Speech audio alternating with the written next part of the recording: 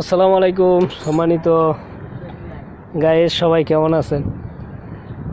আশা করি সবাই ভালো আছেন। তো চলে আসলাম আর একটা নতুন ভিডিও নিয়ে। এই যে আপনারা এই লোকটিকে দেখতেছেন, এ হইল আমার প্রিয় একজন মানুষ, আমার তালতো ভাই। অনেকে বলে ব্যয়, আর আমরা বলি তালতো ভাই। কি একটা রোদ না পড়তেছে, রোদের ভিতরে সে কাজ করতেছে। তো আপনারা দেখেন, এই যে রড বাঁধতেছে রোদের ভিতরে। হ্যাঁ, আর আমার তালতো ভাই তো আসলে তো এই যে কাপড় চোপড় দিয়ে রাখছে মাথার উপরে রোদের জ্বালায়, মানে মুখ মেলতে পারতেছে না, যে রোদ পড়তেছে। আসলে এই রোদের ভিতরে কাজ করাটা সম্ভব না। এই যে লোহাগুলা দেখতেছেন, আগুনের ভিতরে দিলে যেরকম গরম হয়, লোহাগুলা সেরকম গরম হয়ে গেছে।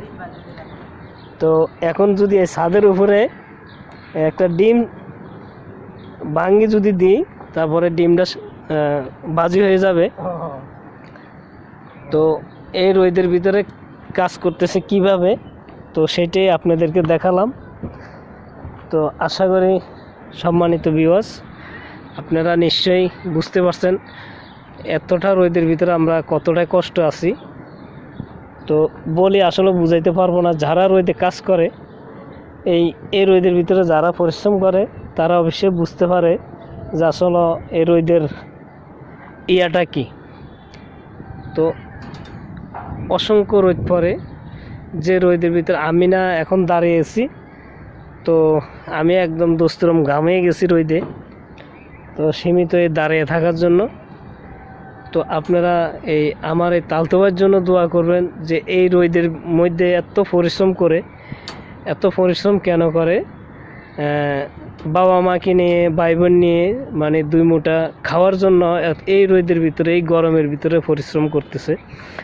তো আপনারা সবাই তার জন্য দোয়া করবেন, আর তার ভিডিওটা ভাইরাল করে দিবেন, যেন সে দুই মুঠা ভাত সবাইকে নিয়ে খাইতে পারে। তো সবাইকে আজকে এ পর্যন্ত। সবাই ভালো থাকেন, সুস্থ থাকেন, নিরাপদে থাকেন, নিজের খেয়াল রাখবেন। বেশি বেশি রোদের ভিতরে বাইরেবেন না, সামায় থাকবেন। ধন্যবাদ সবাইকে। আসসালামু আলাইকুম।